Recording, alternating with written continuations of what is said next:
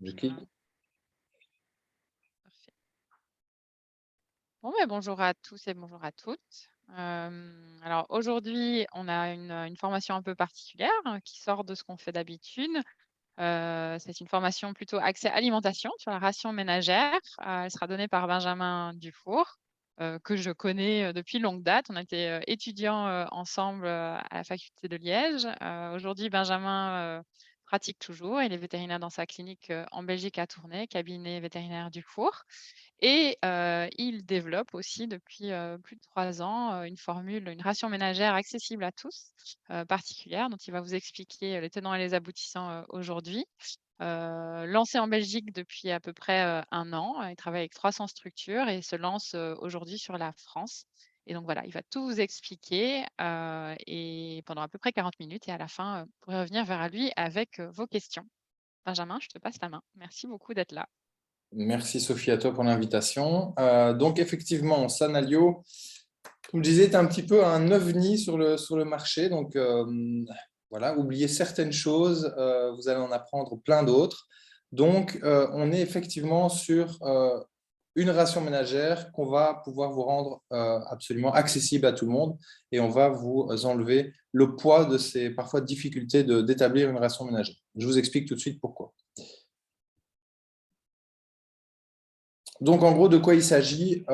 C'est une nouvelle génération d'aliments avec un aliment qui est clé en main et finalement le mélange qu'on va vendre, donc parce que c'est ça, cette ration ménagère en fait va être vendue dans les structures.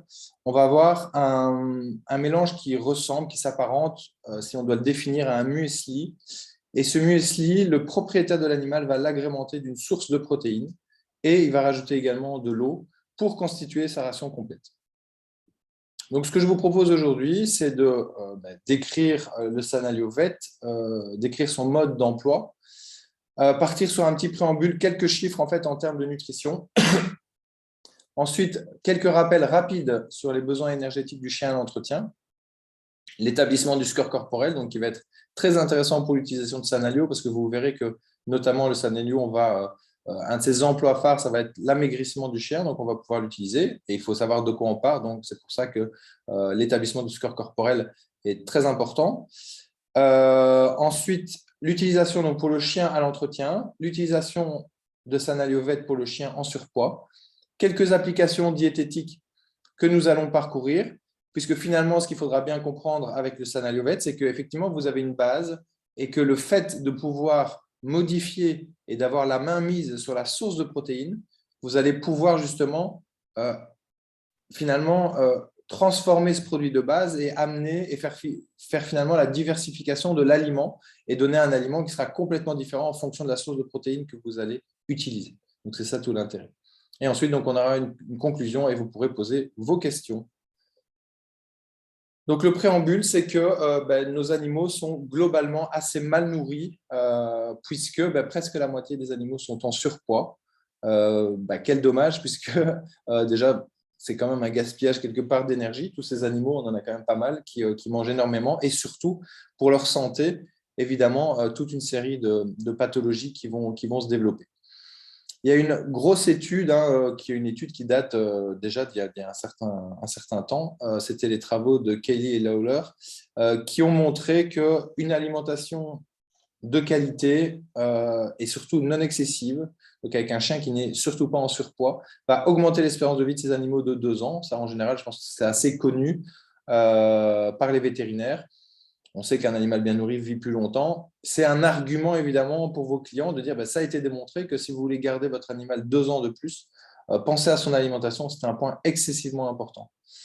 La deuxième chose que j'ai apprise un peu plus récemment, en tout cas depuis que je me penche sur l'alimentation, c'est selon cette même étude que certaines pathologies, comme par exemple l'arthrose de la hanche, va avoir une apparition qui va être fameusement ralentie si on a encore une fois un animal qui ne mange pas trop et qui mange une alimentation adaptée et équilibrée. Et donc, 6 ans, imaginez en clinique, on voit souvent des labradors justement en surpoids, par exemple, qui, à partir de 7 ans, ne savent plus trop se lever et ont des gros problèmes d'arthrose. eh bien, imaginez s'ils n'étaient pas en surpoids et qu'ils avaient été bien nourris, que c'était plutôt vers l'âge de 13 ans que ça aurait commencé et non pas vers 7 ans. Et ça, je trouve quand même que c'est assez parlant et donc ça a été prouvé et publié scientifiquement. Donc, le mode d'emploi du Sanalio en bref. Donc, comme je vous le disais, ici sur la droite, on voit bien à quoi ça ressemble. Donc, ça, c'est ce qui sort du paquet quand vous l'ouvrez. Donc, voilà, je ne vous mentais pas quand je vous dis que ça a l'aspect d'un muesli. Je pense que c'est la meilleure caractéristique qu'on peut trouver, le meilleur nom. Et donc, la gamme a l'avantage en fait, d'être une gamme super simple puisque, encore une fois, vous allez pouvoir changer la source de protéines. Donc, en fait, pas besoin de faire une gamme qui est explosée en termes de possibilités. C'est la variation de la source de protéines qui va faire toute la différence. Et donc, on se retrouve systématiquement devant les mêmes packaging et il y a juste deux gammes différentes. Donc, on a une gamme adulte qui va prendre un packaging de 1 kg, 5 kg et 10 kg et l'équivalent en junior. Donc ça, on l'utilise junior comme on a l'habitude de le faire classiquement. Donc, en gros, jusqu'à la fin de la croissance, forcément, les animaux qui ont une grande taille ont tendance à avoir une croissance qui est plus longue. Et donc, je vais dire, ça ne changeait pas vos habitudes par rapport au passage d'un aliment junior vers un aliment adulte. Et cet aliment junior est donc également compatible et répond aux besoins d'une chienne gestante et d'une chienne allaitante. Donc, il faut bien utiliser la gamme junior pour nourrir une chienne gestante et allaitante où les besoins, notamment calciques, par exemple, vont être augmentés.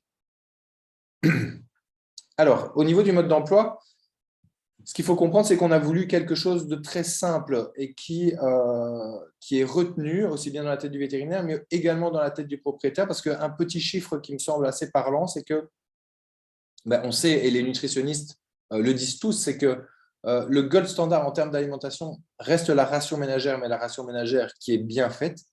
Mais il faut qu'elle soit bien faite par le vétérinaire, mais il faut aussi qu'elle soit suivie. Donc là, la compliance du régime est hyper important parce qu'évidemment, si ce n'est pas suivi, le régime, ça ne rime à rien. Et donc, on estime à peu près qu'il y a uniquement 15% des rations ménagères qui sont établies, qui sont suivies sur le long terme par le propriétaire.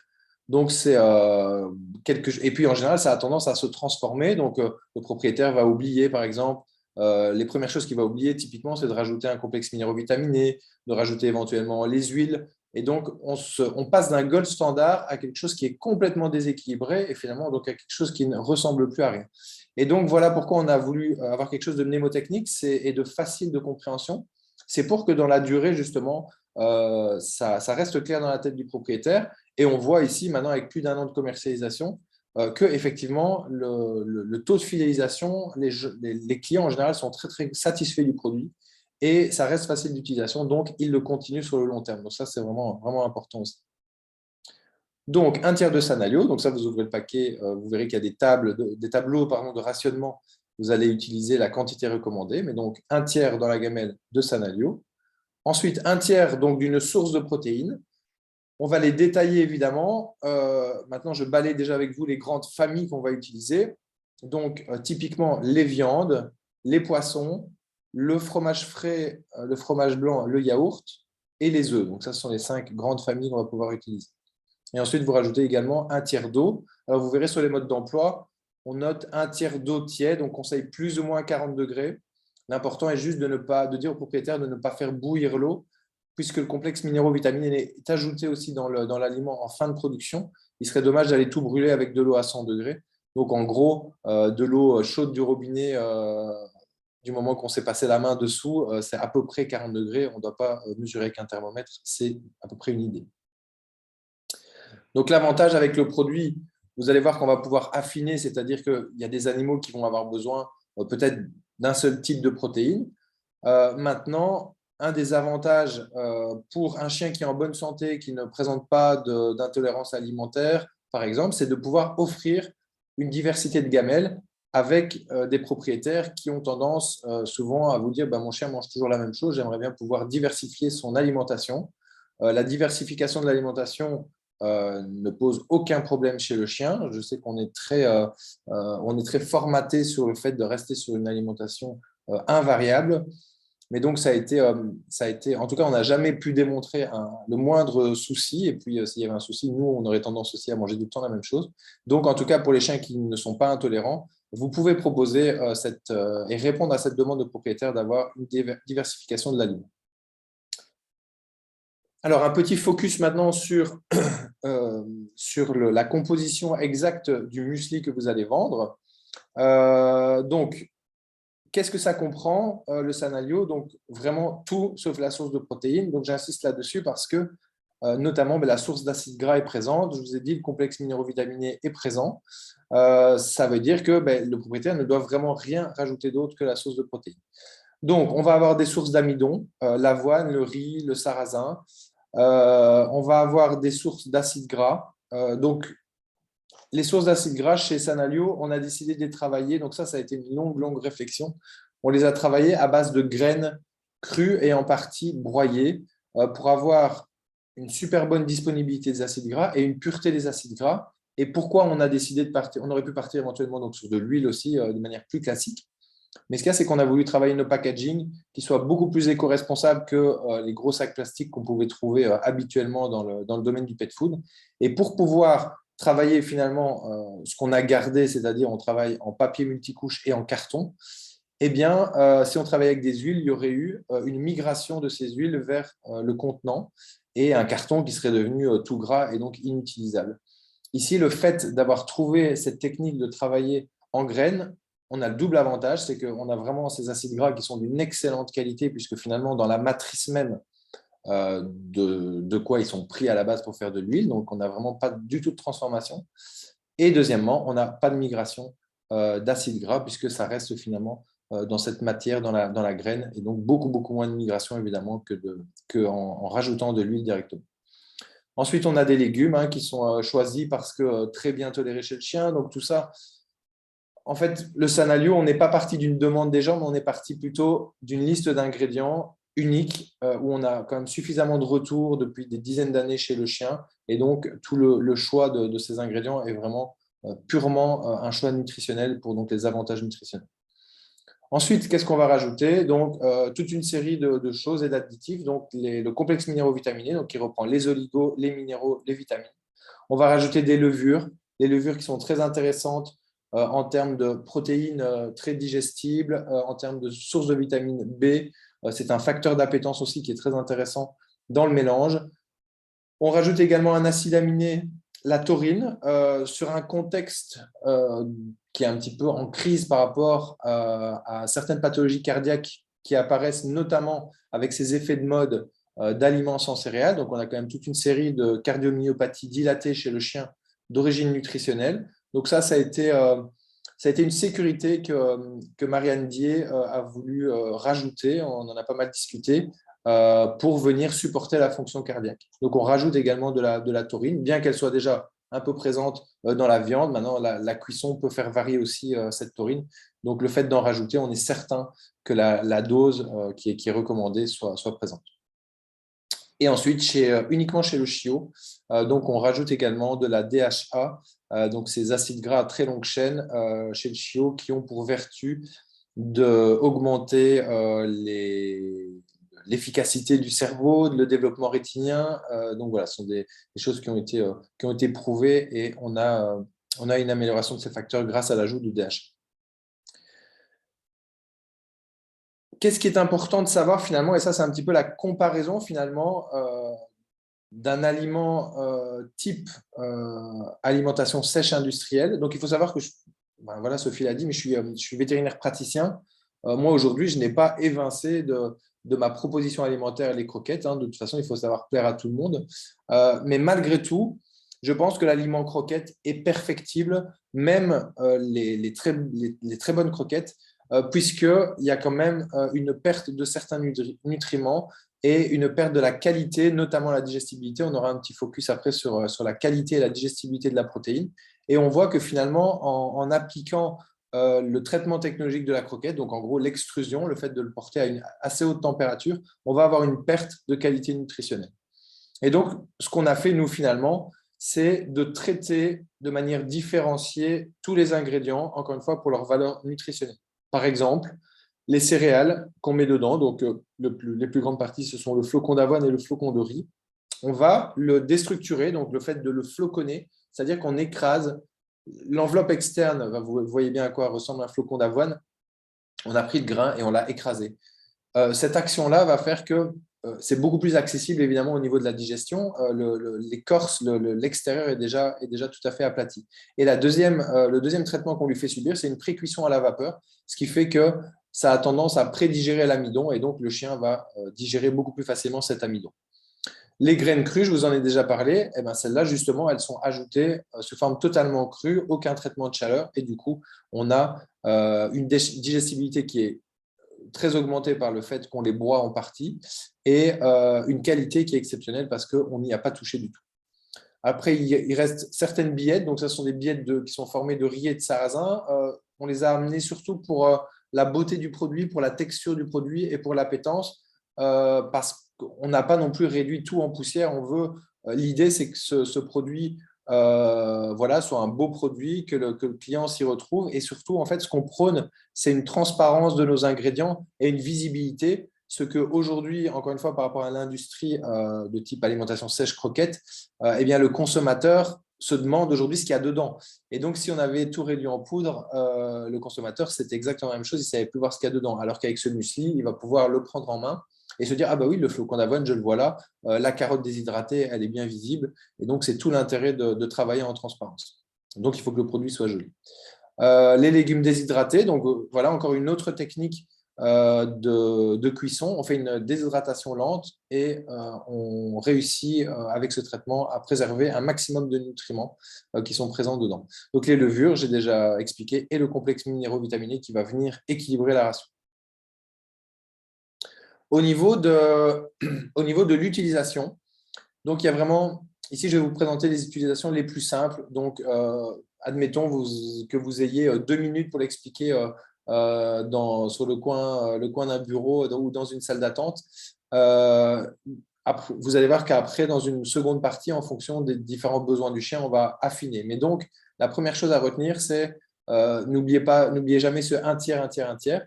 Et donc, la première utilisation, c'est de regarder simplement les besoins qui sont recommandés sur la journée. Je vais prendre des exemples concrets pour que ce soit plus parlant. Un chien de 10 kg aura besoin de 120 grammes de Sanalio par jour, plus 120 grammes d'une source de protéines, plus 120 millilitres d'eau. Et donc ça lui fait sa ration quotidienne. Attention qu'il s'agit d'un volume de ration ménagère qui prend quand même plus de place qu'une alimentation sèche. Donc, on conseille de fractionner en 2 repas par jour. C'est mieux, mais ce n'est pas obligatoire. J'ai des clients qui le donnent à leur chien en une fois par jour et ça ne pose pas de problème non plus. Ou alors, ils terminent, c'est un peu volumineux. Donc, les clients qui font ça, soit le chien est vraiment très gourmand, il mange tout d'un coup, soit parfois il y revient une demi-heure après et il finit quand même par terminer. Mais donc voilà, l'idéal étant de donner en 2 fois par jour. L'aliment, la gamme junior, donc là vous avez un tableau à double entrée avec le poids observé au moment où vous voyez le chiot. Donc, par exemple, toujours un exemple concret, un chiot qui pèserait 5 kg, imaginons que ce soit un border collie, on sait qu'il va faire plus ou moins 20 kg à l'âge adulte. Eh bien, ce chien a besoin de 170 grammes de Sanalio par jour, plus 170 grammes d'une source de protéines, plus 170 millilitres d'eau. En sachant qu'avant 6 mois, ça c'est un peu une règle générale pour l'alimentation des chiots, il vaut mieux conseiller de donner en 3 repas par jour. Après 6 mois, vous pouvez vous permettre de passer en 2 repas par jour.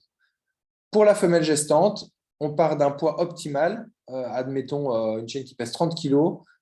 Vous savez que donc, après la 4e semaine de gestation, les besoins vont augmenter jusqu'au terme. Et donc, c'est pour ça qu'en début de gestation, ils ont besoin de moins de Sanalio par jour qu'en fin de gestation, puisque les besoins ont tendance à augmenter. Pareil, hein, la chienne a de moins en moins de place au niveau de l'abdomen, donc n'hésitez pas à fractionner les repas, sinon ça risque de lui faire une grande quantité. Petite précision, beaucoup de gens se posent la question, c'est toujours mieux de peser cru, tous les calculs en tout cas de quantité ont été faits comme ça, peser cru et puis cuire la protéine. La cuisson de la protéine, ça en gros, nous recommandons de la cuire un peu comme on la consommerait pour nous humains. C'est-à-dire que si les propriétaires vont chercher du bœuf, par exemple, de chez leur boucher, qui n'a pas eu de problème de rupture de chaîne du froid, ils peuvent la consommer crue comme on consommerait un tartare de bœuf. Alors que s'ils utilisent du poulet, par exemple, ben voilà, le poulet en surface, ça a été prouvé que c'était bourré de salmonelle. Donc, comme nous, on ne mangerait pas du poulet cru, le chien ne doit pas manger de poulet cru non plus. Donc, si vous gardez ça à l'esprit, en général, c'est facile à expliquer. Alors, quelques rappels sur les besoins énergétiques. en fait, on va pas les. Je vous le mets. De toute façon, tout ça est enregistré, donc vous pourrez le revoir. C'est plus à titre indicatif, puisque vous allez voir qu'on va travailler avec des tableaux. Et donc, toutes ces valeurs, on vous les donne directement dans les tableaux et on les applique en fait en fonction du chien qu'on a devant nous. Donc, on va juste les passer. Quelques rappels sur l'établissement du score corporel. Comme je vous le disais, on va pouvoir utiliser par exemple le Sanalio pour faire maigrir et il faut savoir de quel score corporel on va partir pour donner la bonne quantité. Donc, je dirais il y a 3 cas et encore une fois, les plus fréquents, ça va être le score 6, 7 sur 9. Donc, vous savez qu'on grade de 1 à 9 pour l'établissement du score corporel, 1 sur 9 étant vraiment l'animal cachectique et le 9 sur 9 étant l'obésité morbide. L'idéal étant d'être entre 4 et 5. Les cas les plus fréquents sont quand même, en tout cas en surpoids, les cas 6 et 7 sur 9. Eh bien là, c'est assez facile. Moi, les deux seules choses que je retiens, c'est que le 6, si vous regardez l'animal dos dessus, vous voyez encore les flancs qui sont quand même marqués. Vous commencez à sentir un petit peu de graisse au niveau de la côte, alors que le 7, la côte devient vraiment difficilement palpable et il n'y a plus de démarcation de la ligne du flanc. Donc, le flanc est droit. Et donc, ça vous permet de faire déjà, de toute façon, ça reste toujours un peu subjectif, le score corporel, mais ça vous permet, avec ces deux petits critères-là, de plus ou moins l'établir.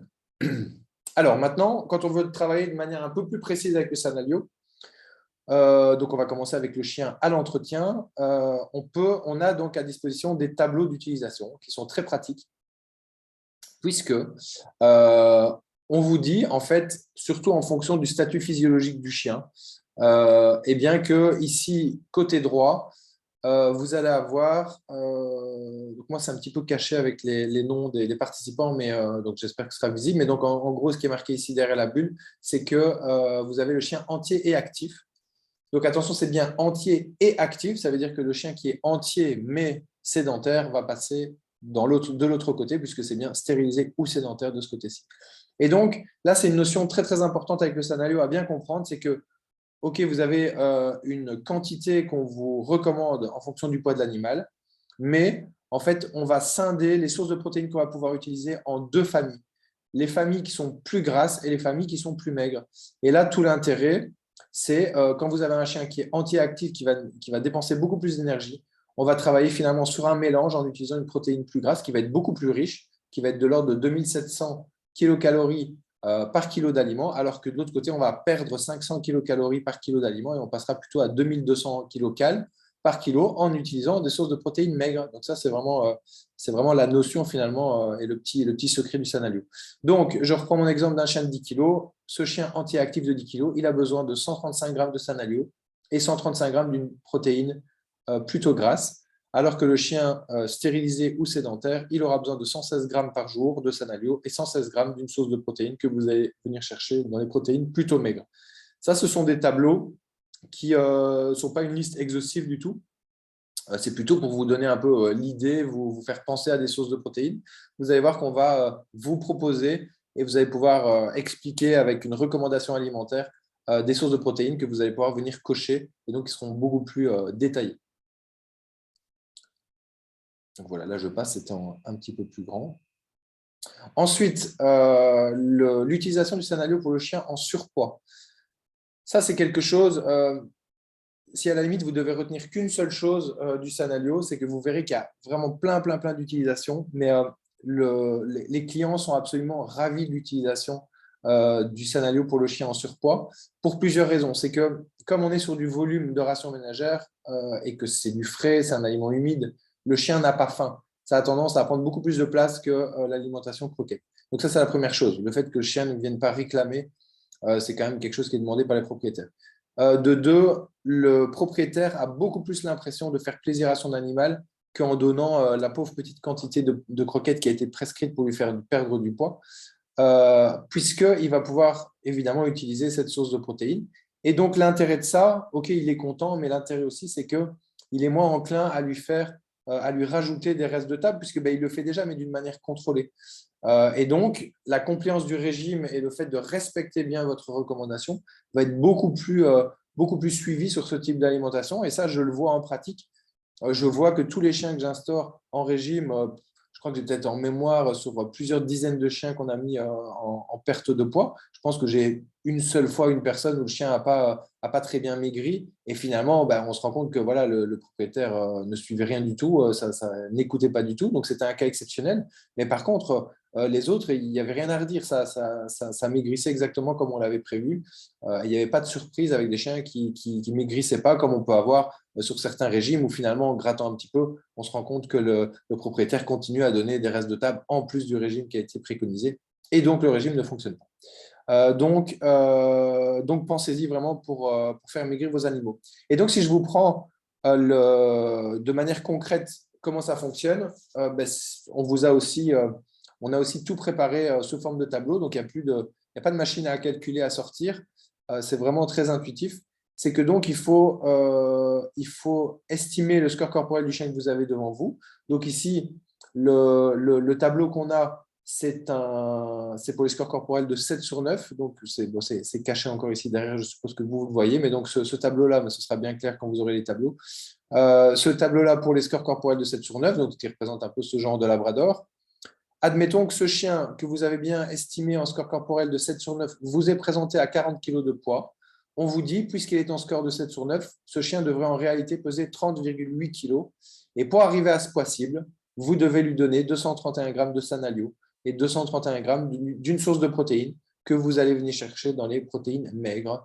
Et à ce moment-là, c'est quasiment garanti que le chien va maigrir. Donc voilà, la lecture est comme ça et donc vraiment facile en consultation d'avoir ce tableau. Donc ça, ce sont des tableaux qu'on envoie version imprimée où vous verrez après, j'en parlerai, vous aurez accès à tous ces fichiers également pour toujours les avoir sous la main. Ensuite, donc, vous avez la prescription alimentaire, comme je vous le disais, avec la source de protéines qu'on va détailler. L'important, c'est que le propriétaire sorte avec quelque chose de très précis. Aujourd'hui, c'est comme ça qu'on travaille. Demain, nous sommes en train de travailler avec un logiciel de rationnement qui s'appelle Crockit, normalement, mais justement pour France Vet pour le mois de juin. Tout devrait être opérationnel. On a déjà bien avancé par rapport à ça. Où là, vous pourrez avoir la possibilité sur votre ordinateur de rentrer le score corporel du chien. Ce sera une autre possibilité de fonctionner avec le Sanalio. Et le logiciel vous dira combien de grammes de Sanalio et combien de grammes et de quelle source de protéines vous pouvez choisir pour arriver à vos fins. Voilà, ce sera un peu le même principe, mais sous une autre forme, plus informatique, avec une impression possible à donner à vos clients. Donc, ça ce sera sympa aussi. Mais donc, pour l'instant, la prescription alimentaire permet de faire quelque chose de tout à fait personnalisé pour son client. Donc, voilà, vous indiquez toutes les coordonnées, etc. Et surtout tout ce qui est état physiologique du chien, le fait qu'il soit castré ou pas. Et donc, le but est de marquer bien clairement pour le propriétaire le nombre de grammes de Sanalio à donner par jour et la source de protéines. Et vous allez venir ici dans la liste de protéines conseillées, venir choisir votre protéine. Et donc, ce qu'on a fait, n'oubliez pas ces deux familles de protéines, les protéines plus grasses et les protéines maigres. Et donc, on vous a pré-identifié, pour une facilité de lecture, les sources de protéines. Tout ce qui est en caractère gras sont les sources de protéines plus grasses. Tout ce qui est en caractère normal sont les sources de protéines maigres. Voilà, donc par exemple, le chien que nous devions faire maigrir, il est hors de question de lui donner des sources de protéines plus grasses. À ce moment-là, vous dites au propriétaire de venir choisir. Moi, carrément, je barre, pour que ce soit bien clair, je barre toutes les sources de protéines plus grasses et je leur dis, bah, OK, ce chien n'a pas de problème d'intolérance alimentaire particulier, en tout cas, rien n'a été montré chez lui. Venez utiliser ces sources de protéines-là et choisissez un peu comme vous le désirez les sources de protéines ici dedans. Voilà, à propos de ces sources de protéines, je voulais faire un petit aparté sur la qualité en fait, des protéines. Ça, c'est une partie de cours que Marianne Dier vient de rajouter à ses troisième bac à Liège parce qu'elle trouvait qu'on ne parlait pas assez de la qualité de protéines par rapport à uniquement l'aspect quantitatif. Donc, pourquoi c'est important, c'est un peu un poids d'actualité, c'est qu'on a une demande un peu du public, vous savez, avec cette demande de croquettes à la fois sans céréales et de croquettes qui ont tendance à être plein de viande fraîche et tout ça. Enfin, vous connaissez un petit peu le discours. Le client est en demande parfois d'aliments qui sont hyper protéinés. Et donc, ces arguments ne sont pas sourcés, et donc ce sont des arguments qui n'ont ni queue ni tête, et ça a été prouvé qu'on n'a pas besoin d'avoir des aliments si protéinés, et qu'en plus, la qualité n'étant pas abordée, je vais vous montrer quelques exemples très concrets, mais en gros, voilà, lire une étiquette simplement en regardant l'aspect quantitatif de la protéine d'une croquette qui pourrait être à 45% de protéines, par exemple, si on ne regarde pas de quoi elle est constituée et quel ingrédient on a mis dedans, ben ok, la quantité de protéines va monter. Et si la qualité est très très mauvaise, ça n'a aucun sens parce qu'il n'y a pas de digestibilité. Et donc, il y a une grande partie qui est tout simplement gaspillée. Ces arguments donc, viennent de quoi? Ben, c'est toujours la même chose, que le chien, il pense que le chien est un loup et il pense que le chien ne digère pas les céréales. Donc tout ça, voilà, c'est complètement faux. Vous savez, ça c'est aussi petit aparté scientifique, que ben oui, le chien descend du loup, mais donc il s'est modifié génétiquement. Et qu'est-ce qui fait qu'il il n'est plus semblable au loup? C'est qu'à force d'être au contact depuis 15 000 ans de l'homme, et d'avoir finalement des restes de table qui sont issus de l'agriculture aussi, puisque l'homme manipule l'agriculture depuis plus longtemps que ça. Sa génétique intrinsèque s'est modifiée et le gène qui code l'amylase, et donc l'enzyme responsable de la digestion de l'amidon, s'est modifié chez le chien. Et pour vous, enfin, ce qui est la vérité et ce qui est très, très parlant, c'est qu'en fait, ce loup, donc le gène qui code pour l'amylase s'appelle l'AMI2B. Et ce gène, en fait, est présent en 2 copies chez le loup, alors qu'il est présent en plus de 30 copies chez le chien. Et ça, c'est vraiment la sélection, en fait, qui a fait modifier cette copie de gène, voilà, de par, ça c'est la sélection naturelle, puisque ces loups se sont approchés des hommes et se sont transformés en chiens. Et donc aujourd'hui, ce chien, il n'est plus du tout un loup, hein. Il suffit, phénotypiquement, il suffit de les regarder, et puis il y en a beaucoup qui ne ressemblent plus à des loups, donc parfois il suffit d'expliquer aux clients ça comme ça, et ça ne fonctionne pas si mal. Donc aujourd'hui, le chien sait très très bien digérer l'amidon. Et donc, voilà, ici c'est un peu beaucoup de texte, on va passer assez vite. En gros, ça vous explique quoi? Que si on ne regarde pas la qualité de la protéine, on recommande en fait dans l'alimentation industrielle 20% de protéines, que finalement ces besoins sont en réalité plus faibles. Pourquoi est-ce qu'on a choisi 20%? Parce qu'on ne maîtrise pas et on ne mesure pas la qualité de la protéine.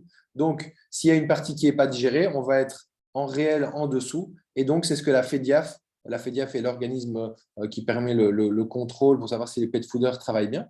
Et donc, ils ont fixé leurs normes à 20%. Mais en fait, en réalité, si on travaille avec des protéines de qualité, les besoins, et ça c'est le NRC qui le dit, donc ça le NRC c'est quand même le consensus international des nutritionnistes, et donc finalement les besoins chez le chien, on n'est qu'à 9 à 10% de protéines dans la matière sèche, donc au-dessus de ces valeurs-là, le chien se porte très très bien en termes de quantité de protéines. Et donc ce sont finalement des facteurs de sécurité pour arriver à ces 20%, ne connaissant pas finalement la qualité de la protéine. Bon, par contre, on peut pas non plus, il n'y a pas de valeur maximum, donc ça veut dire que même, on ne peut pas dire qu'une croquette, par exemple, qui montrerait 45% de protéines est une mauvaise croquette non plus, puisque on n'a pas montré un effet délétère sur un plus haut taux de protéines. Dire aussi que finalement, et ça c'est important, c'est que le Sanalio, voilà, sur un animal qui ne pose pas de problème de santé, on va permettre une certaine variation. Ces variations, il n'y a pas de souci non plus. Et donc ça, il n'y a jamais personne qui a démontré scientifiquement que le fait de varier, comme je vous le disais tout à l'heure, pourrait poser problème. Et d'ailleurs, en rationnement ménager, c'est des choses qui se font déjà de manière très fréquente, un peu comme on pourrait le conseiller pour le Sanalio, mais donc également depuis plus longtemps en ration ménagère. Bien souvent, on va conseiller, par exemple, une viande maigre 5 jours par semaine et on va laisser comme substitution de pouvoir donc utiliser des œufs ou du fromage blanc. Alors, revenons donc sur cette qualité protéique qui, moi, ça a été une découverte voilà, quand j'ai commencé à m'intéresser aussi à la nutrition, mais je trouve que c'est tellement parlant.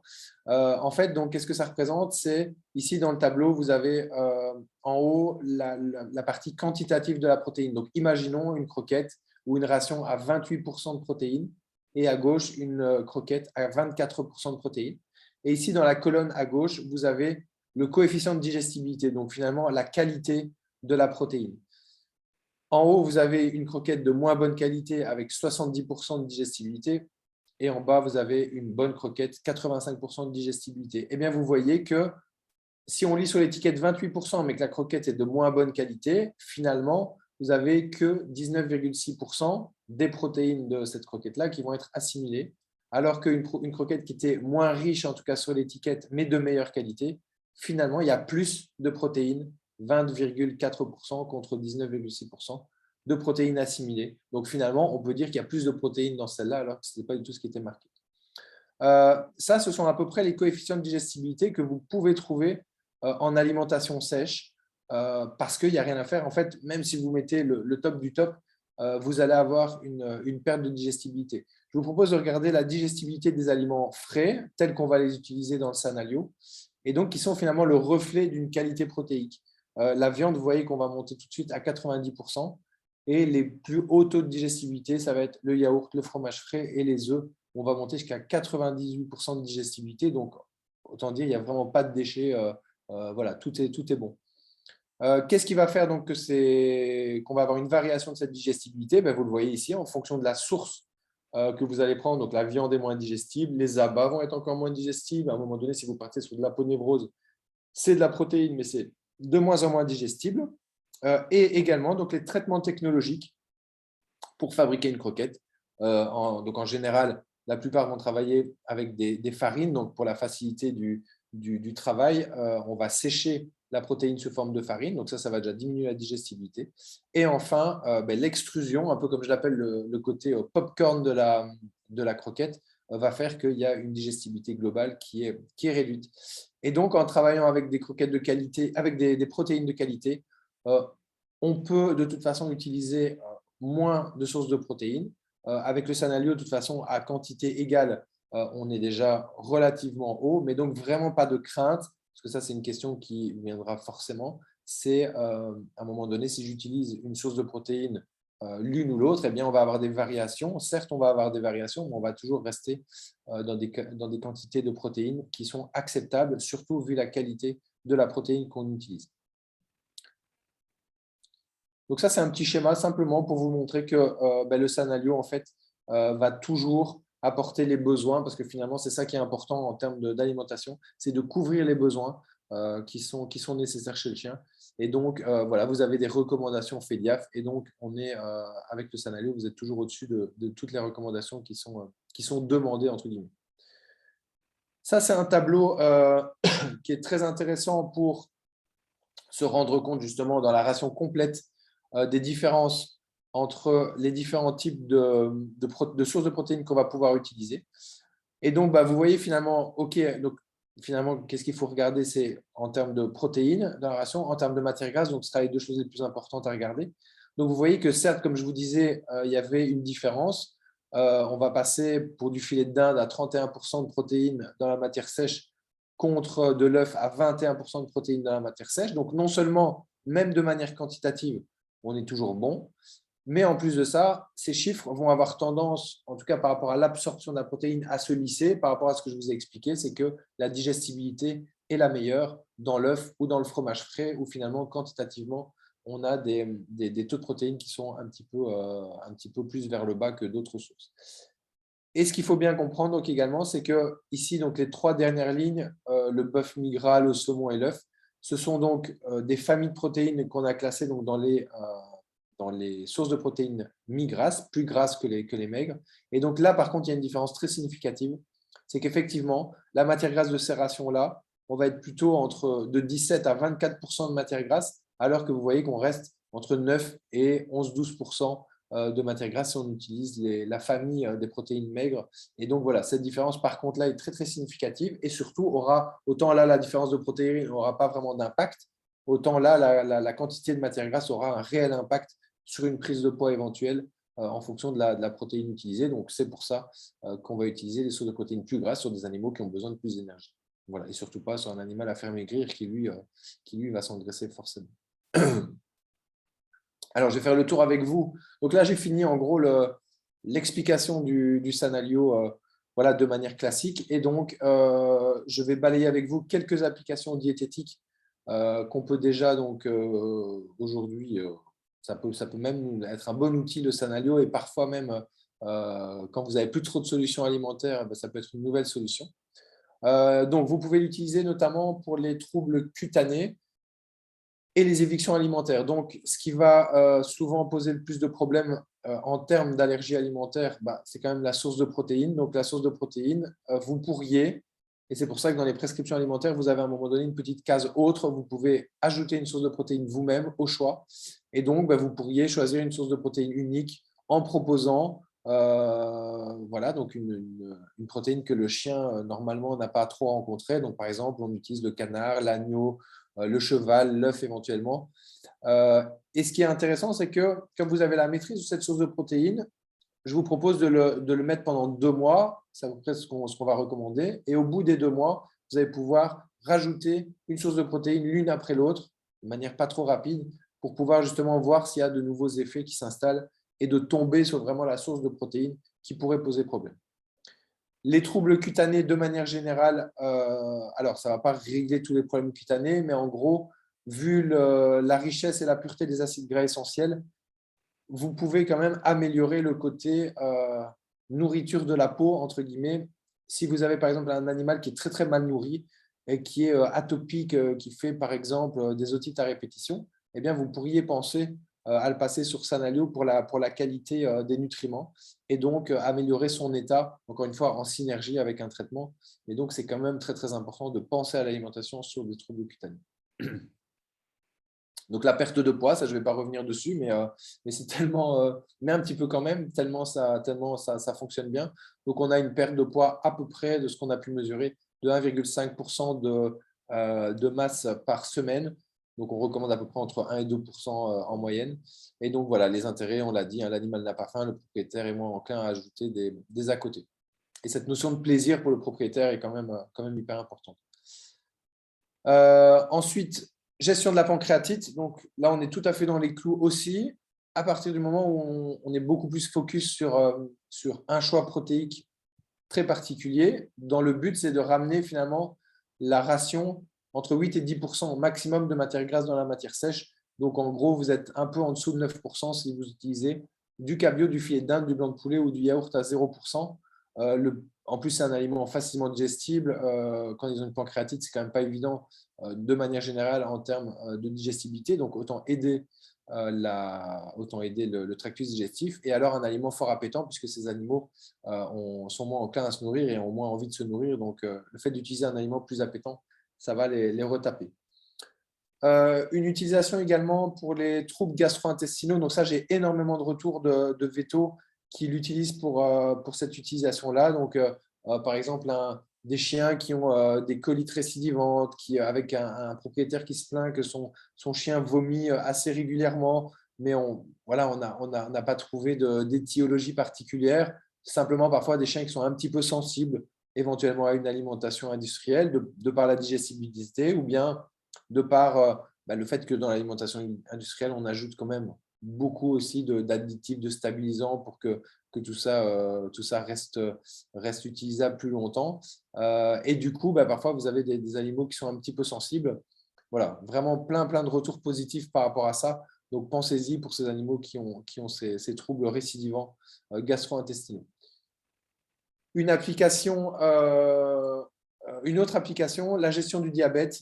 La gestion du diabète en poids optimal ou en surpoids fonctionne très très bien, notamment grâce au flocon d'avoine qui va avoir tendance à avoir une régulation de la glycémie et de l'insulinémie sur la journée, donc pas de pic hyperglycémiant, c'est vraiment pas du tout des sucres rapides, évidemment, le flocon d'avoine. Donc, c'est très, très intéressant à ce niveau-là. Il est pas mal utilisé en médecine humaine pour la gestion du diabète, le flocon d'avoine. Par contre, vous n'allez pas pouvoir l'utiliser pour un animal qui est maigre ou cachectique.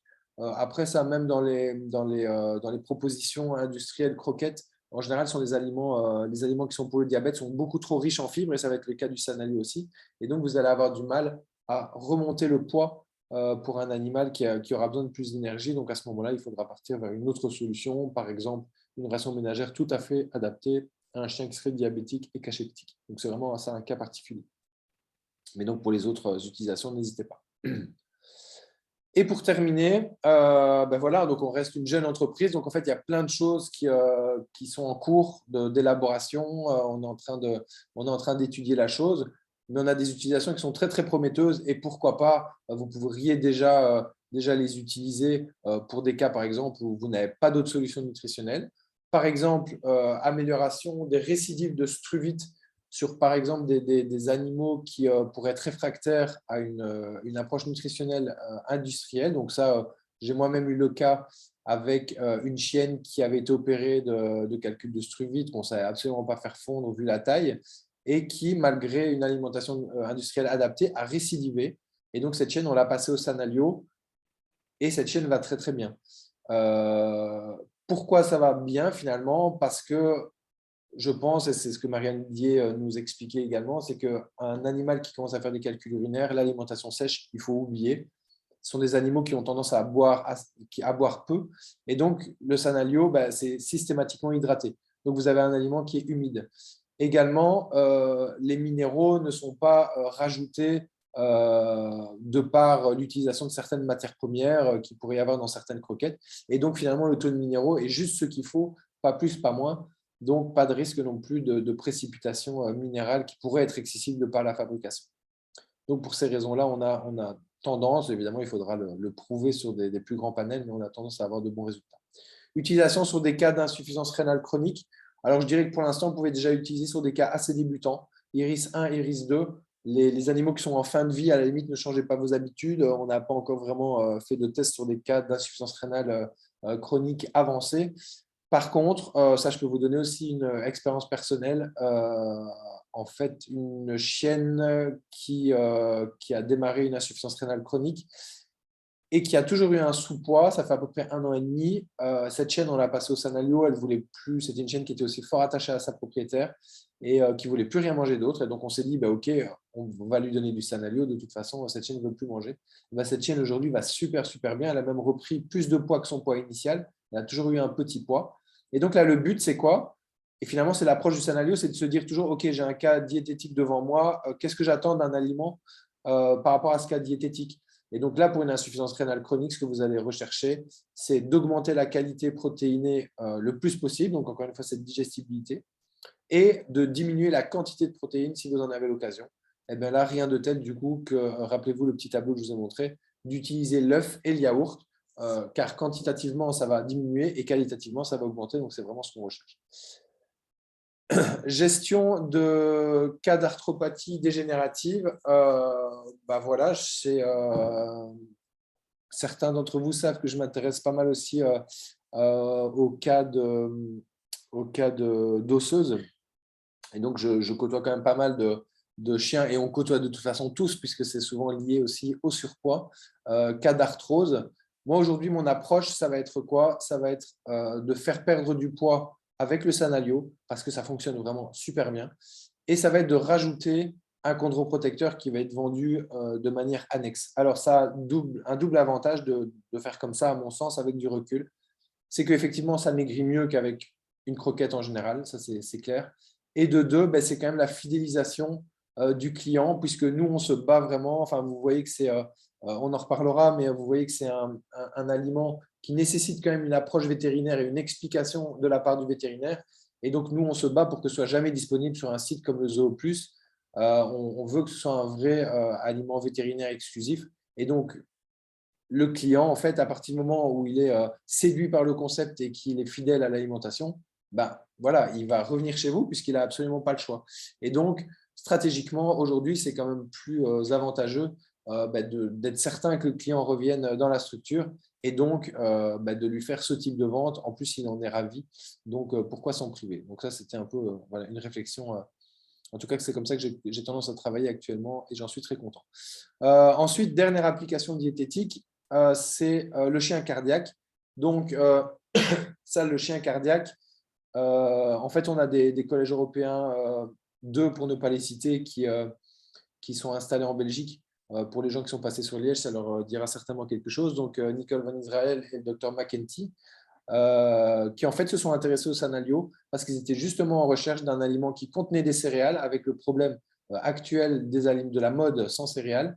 Et en plus de ça, un aliment qui ne soit pas trop riche en sel, parce que ils sont souvent à la recherche d'un aliment qui est sain et souvent avec des animaux qui sont hyper tendus, des animaux qui sont pensés aux endocardioses mitrales, où finalement vous allez prescrire un inhibiteur de l'enzyme de conversion et parfois vous n'allez pas penser à l'alimentation. Si ce chien a une mauvaise alimentation et qu'il mange un régime très riche en sel, en fait, vous contrecarrez complètement votre traitement. Et donc, c'est hyper intéressant et je pense que ça a autant de valeur que de placer le médicament, que de penser à la nutrition pour ces cas-là. Vous allez avoir une belle amélioration probablement de votre clinique. On a pas mal de retours aussi de clients qui nous contactent via le site internet et nos réseaux sociaux en disant, on en a eu un justement cette semaine, un King Charles qui était cardiaque, en disant avec le Sanalio, la chienne, elle était devenue toute cachectique, elle a repris du poids, etc. L'appétence étant bonne, le fait que ce soit ultra sain, pas trop de sel, donc c'est vraiment compatible avec ce type de maladie cardiaque, type endocardiose mitrale. Donc voilà, il y a finalement, vous voyez qu'il y a quand même beaucoup d'applications avec une gamme qui est simple, je l'espère bien claire. De toute façon, n'hésitez pas à éclaircir un peu s'il y a des parties un peu plus sombres par rapport à, en tout cas en posant vos questions. Je serai ravi d'y répondre. Et la petite conclusion avant de répondre à ces questions, c'est que on espère que vous penserez donc Sanalio en première intention. Voilà, ça c'est toutes les valeurs que je vous ai un petit peu expliquées. Je n'ai pas du tout parlé de ça, mais pour moi, c'est quand même super important, c'est qu'on a des valeurs aussi éthiques. Ici, là, vous voyez où je suis dans le bureau de la production. Il faut savoir que juste à côté de moi, on a le local de production, donc on n'a rien voulu sous-traiter en fait pour tout ça. Donc ça, c'est quand même un challenge aussi. On a nos propres outils de production, on garde vraiment notre production entre les mains. Et alors, on répond à un cahier des charges qui est européen. Donc, aujourd'hui, nous, on le fait encore une fois pour éviter les déplacements, pour en gros la pollution. Voilà, on pense à notre planète. Mais il y a quand même des clients qui vous demandent aussi, par souci de santé, par souci d'éco-responsabilité, de où viennent les produits. Et donc, on répond à un cahier des charges bio-européen. Donc, rien ne vient plus loin que d'Europe. Donc, ça, c'est hyper important aussi. Et les emballages, par exemple, aussi, je vous en ai parlé. On a mis longtemps à. C'est tout bête, mais de travailler avec du carton aujourd'hui, vous avez vu, je vous expliquais avec les acides gras, ça a nécessité quand même beaucoup de réflexion. Hein, donc voilà. Et donc, nous, ce qu'on veut aussi, c'est finalement offrir aux vétérinaires quelque chose de sérieux, quelque chose de super qualitatif en termes de nutrition. Et alors, aujourd'hui, le vétérinaire, en tout cas, je dirais le vétérinaire nutritionniste, par rapport au fait qu'il vende de l'alimentation industrielle, il est quand même très décrié sur les réseaux sociaux, etc. Et nous, on a envie de renverser la tendance. On a envie de pérenniser vraiment la relation vétérinaire-propriétaire en proposant vraiment quelque chose de génial et qui va plaire aux propriétaires. Et on voit vraiment que le retour des propriétaires est super bon. Et donc, on essaie de redorer le blason des vétérinaires en termes de nutrition. Et ça, c'est vraiment notre mission. Et donc, du coup, on espère que vous penserez Sanalio, non pas que pour des demandes de ration ménagère, mais pour toutes les applications que je vous ai démontrées. Voilà. Je vais laisser place aux questions.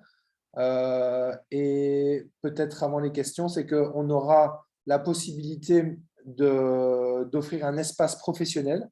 Donc, l'espace professionnel, il faudra nous contacter. En fait, ça, c'est clinique par clinique. Donc, vous avez en fait l'ensemble des documents que je vous ai présentés dans un espace pro. Donc, c'est hyper intuitif, hyper simple. Il faut avoir votre login et votre mot de passe. Donc, n'hésitez pas à nous le demander. On est disponible en centrale, chez Centravet Alcyon. On est en train de travailler la troisième Coveto. Mais après, peu importe, je ne connais pas les arrangements par rapport à vos structures. Et donc, dire aussi qu'on a une offre de lancement qui est unique et qui est vraiment juste pour le démarrage. Donc, il faut en profiter maintenant. Elle est valable jusqu'au 30 juin, où on offre en fait par conditionnement. Donc, c'est du 5+1 gratuit. Donc, à l'achat de 5 conditionnements identiques, vous avez un qui est gratuit. Et dernière chose, petit coup de pouce qu'on peut aussi faire pour les cliniques qui veulent démarrer, c'est qu'on peut offrir également, je le disais à Sophie tout à l'heure, on peut offrir des places gratuitement pour France Vet, voilà, en contrepartie de devenir client et de passer une commande. Ça, pour les vétos qui sont intéressés, on peut en discuter. Mais il y a cette possibilité-là aussi. Voilà tout ce que je voulais dire. Merci beaucoup, Benjamin. C'était super intéressant. Moi, j'ai une question, mais je vais attendre de voir si d'autres personnes ont des questions avant moi.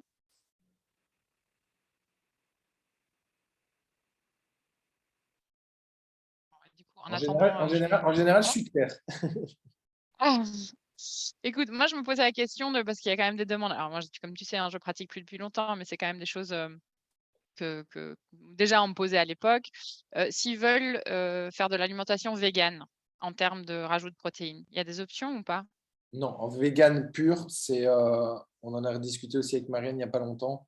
En vegan pur, c'est pas possible parce que c'est une question d'aminogrammes en fait. Donc, le fait d'utiliser des protéines végétales uniquement chez le chien, à un moment donné, il va y avoir un facteur limitant. Là, c'est la photo du tonneau qui se remplit mal parce il manque une partie du tonneau et donc on n'arrive pas finalement à constituer les protéines de manière complète.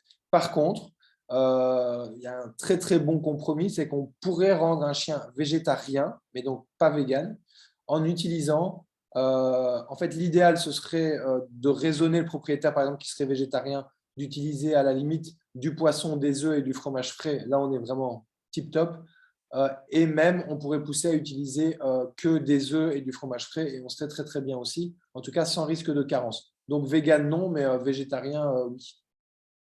D'accord, donc vraiment, insister sur ce côté, qualité de la protéine, quoi, si tu as un Qualité de la propriétaire, protéine en face de et toi. il faut de la protéine animale pour nourrir un chien qui est quand même carnivore. Et s'il n'a pas de protéine animale, il risque d'avoir des manquements de certains nutriments et donc de certains acides aminés, quoi. Très bien, très clair, merci. Est-ce qu'il y a d'autres questions? Alors, j'ai Camille qui a commenté, qui a trouvé ça très intéressant. Merci Camille. Alors, je ne sais pas du côté, de Stéphanie, Laurence ou Grégoire s'il y avait d'autres questions. Ah, Grégoire qui met son micro. Oui, oui, non, non, j'ai pas de questions, c'était très clair. Bah, après, on en avait déjà parlé effectivement Ouais. à la VAC, Benjamin, mais non, non, c'est intéressant. Ben oui, et je pense que vraiment, encore une fois, enfin, je pense que je vous l'ai déjà dit aussi pendant la présentation, mais le retour client, c'est ça qui est, et c'est très agréable en tant que vétérinaire. Évidemment, il faut avoir eu cette présentation-là que vous venez de suivre, mais quand vous avez les outils en main, donc nous, ce qu'on propose toujours quand les structures sont demandeuses de démarrer, c'est que donc, je vous donne l'accès pour avoir tout en version numérique, mais on vous envoie également par la poste toutes les versions papier, et ça permet d'avoir ben, voilà, le bloc-notes avec les prescriptions alimentaires, etc., pour pouvoir donner directement au client. Et ça reste simple et logique. Et donc oui, et les retours sont tellement bons que c'est vraiment agréable à utiliser. Et c'est une autre dimension que, encore une fois, de vendre juste un aliment complet et de pas se poser plus de questions que ça, quoi. Et si peut-être une question, quel est le positionnement au niveau de tarif par rapport à des croquettes de bonne qualité, quoi, par exemple? Le positionnement au niveau tarif, c'est que euh, il est double. C'est-à-dire que tu peux le faire le calcul de deux façons complètement différentes. C'est que bah, là, il y a le côté protéine. Donc, soit tu te mets vraiment dans les baskets du client et quelque part pour la structure, voilà, c'est pas forcément intéressant de le faire. Après, c'est intéressant de pouvoir y répondre parce que le client va te le demander à un moment donné. Mais évidemment, tu as le côté protéique que le client va devoir acheter lui-même. Donc ça, ben, en fonction de ce qu'il va choisir, ça peut lui coûter du simple au x10. Hein. S'il nourrit son chien avec des crevettes grises tous les jours, Hmm. qu'il a la lubie de faire ça, ça va lui coûter un bras. Par contre, s'il a tendance à justement diversifier, une fois donné un banc de poulet, une fois donné peut-être du cœur de bœuf, par exemple, le cœur de bœuf est dans les propositions, ça coûte rien du tout. Et ça fait partie des viandes, un peu des coproduits que l'être humain n'a pas vraiment envie de consommer. Et c'est pour ça que c'est moins cher. Et le côté aussi, finalement, à un moment donné, philosophie aussi de l'impact environnemental sur la protéine. Il y a moyen vraiment de choisir des parties qui sont qualitativement et nutritionnellement très, très correctes, que à la fois, du coup, ça coûte au propriétaire beaucoup moins cher et que l'impact environnemental soit beaucoup mieux. Les œufs, le fromage frais, impact environnemental et prix, c'est tout en dessous. Il n'y a vraiment pas de souci. Et sinon, en termes de prix, donc il y a ce côté-là, en termes de prix du Sanalio, en fait, il a été calculé, en gros, le prix public sur le tout petit paquet, c'est 14,80 € et il faut savoir qu'un Yorkshire de 3 kg va tenir à peu près 3 semaines avec ça. Donc D'accord. là, les tout petits chiens, ils disent vraiment, enfin, ça passe comme des petits pains, c'est vraiment pas cher du tout. Les chiens moyens, type Border Collie, c'est calculé sur 3 semaines avec le paquet de 5 kg. Donc là, le prix est de 44,80 €. Et le grand paquet, il sort à 74,80 €. Mais il faut savoir que le Labrador, par exemple, qui est quand même un des grands chiens qu'on a, je veux dire, le plus en termes de gabarit, on le nourrit jusqu'à 6 semaines avec le 10 kilos. Et donc, 74,80 pour 6 semaines d'alimentation. OK, ils doivent rajouter leur source de protéines, mais ce n'est vraiment pas insurmontable à partir du moment où ils font quand même un choix qui est raisonné en termes de protéines. Maintenant, le côté, ça c'est assez incroyable, c'est que le propriétaire, voilà, il fait son achat dans la structure vétérinaire, mais le reste, à partir du moment où ils sont certains que pour la santé de leur animal, c'est ce qu'il y a de mieux, je peux t'assurer qu'ils vont être pas trop regardants sur finalement des dépenses qu'ils ont au quotidien dans leur panier de course, quoi, hein. Oui, c'est ça, c'est psychologiquement, de toute façon, la source de protéines, elle ne rentre presque pas en compte dans le prix du paquet, puisqu'ils vont l'acheter dans les courses pour eux, enfin, ça va être indolore, quoi. Exactement. Et aujourd'hui, avec un aliment, il faut toujours comparer ce qui est comparable. C'est un aliment biologique européen, voilà, de qualité très très haute, en sachant qu'on tient 6 semaines avec 74,80. En fait, le prix n'est jamais un frein par rapport au client. Il se compte sur les doigts d'une main. Moi, dans mon cabinet, j'ai des dizaines et des dizaines de chiens qui sont nourris avec le Sanalio. Vraiment, j'ai eu peut-être 2 ou 3 objections de clients qui m'ont dit ça va peut-être me revenir un peu cher, mais non. Et en général, quand tu expliques ça, ça vient en première ligne, mais quand tu expliques ça, en fait, l'objection, elle est complètement levée. Oui, bien sûr. Oui. Ça répond à ta question? Oui, très bien. Eh ben, nickel. Bah, c'est super en tout cas, hein, Benjamin, super intéressant, je pense. Je suis bien Ouais. contente. On a enregistré la conférence, donc on l'enverra aussi à tout le monde. Tu seras présent en France Vet. Je n'y manquerai pas aussi de communiquer cette information-là. On se verra sans doute. Et voilà, je pense que s'il n'y a pas d'autres questions, bah, moi, je te remercie beaucoup pour ton intervention. Et voilà, et merci à tous ceux qui étaient là aujourd'hui. Super, un grand Tu peux merci. l'arrêter. Et, ben voilà, n'hésitez pas à me contacter. De toute façon, je pense qu'on va revoir avec Sophie derrière pour Ouais. pouvoir concrètement démarrer. Et puis, on se tient tous au courant. Voilà. Et en tout cas, n'hésitez pas. Et vous avez ici là, le mail info@sanalio.bio. Moi, c'est une adresse mail un peu générale, mais j'y ai accès aussi en direct. Si à un moment donné, il y a la moindre question, on est vraiment aussi une entreprise vétérinaire pour les vétérinaires. Et donc, voilà, la moindre question sur le produit, une ration vous avez un animal un peu plus compliqué en termes de nutrition parce que c'est un cas particulier, vous avez l'envie de le mettre avec le Sanalio, n'hésitez surtout pas. N'hésitez surtout pas à à nous en faire la demande et on vous fera la ration la plus adaptée avec lui. Donc, il y a vraiment cet accompagnement qui est primordial pour nous. Voilà. Super. Bah, Très écoute, bien. je te suggère d'arrêter l'enregistrement et de quitter. Mais si tu veux, on se passe un petit coup de fil cet après-midi. Oui, ça marche. Super. Super. Et merci Au beaucoup, revoir tout le Benjamin. monde. Merci. Merci, à bientôt. À bientôt. Au revoir.